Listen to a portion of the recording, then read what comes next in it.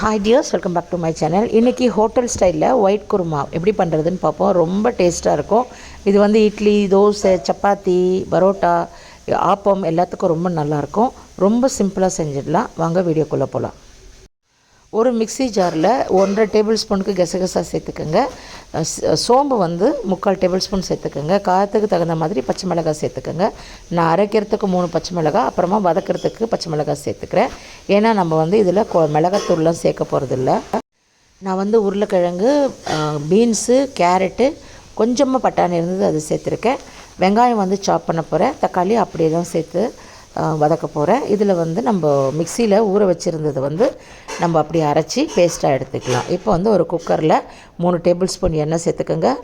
1/2 table spoon சோம்பு, அதுக்கப்புறமா வந்து பிரிஞ்சி இலை, கரம் மசாலா ஐட்டம்ஸ் என்னென்ன தேவையோ அதெல்லாம் சேர்த்துக்கோங்க.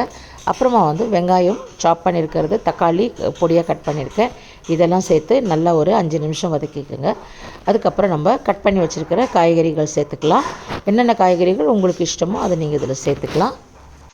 எல்லா காய்கறியும் சேர்த்துட்டு நல்லா ஒரு 5 மினிட்ஸ் கிளறிட்டு காய் வேகிற அளவுக்கு தேவையான அளவுக்கு தண்ணி ஊற்றிக்குவோம். தண்ணி ஊற்றி கரெக்டாக ஒரு 2லேருந்து 3 விசில் வச்சுக்கோங்க.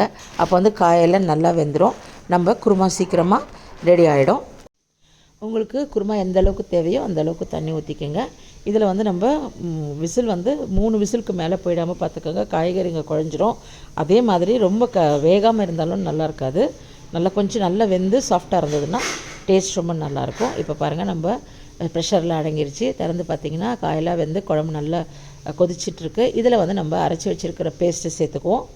இந்த பேஸ்ட்டில் வந்து நீங்கள் வேணும்னா ஒரு 10 முந்திரி சேர்த்து ஊற வச்சு அரைச்சிக்கலாம். அது இன்னும் குழம்பு நல்லா கெட்டி கொடுக்கும். டேஸ்ட்டும் ரொம்ப நல்லாயிருக்கும். நான் முந்திரி சேர்க்காமல் இந்த குருமா பண்ணுறேன். அது இன்னும் டேஸ்ட் ஆக்கிறதுக்காக தான் முந்திரி. இப்போ நம்ம குழம்புல இந்த தேங்காய் பேஸ்ட் அப்படியே கலந்துட்டு ஒரு 5 மினிட்ஸ் நல்லா கிளறிடுங்க. ஒரு 5 நிமிஷம் நல்லா கொதித்து வந்ததுன்னா குழம்பு ரெடி ஆகிடும்.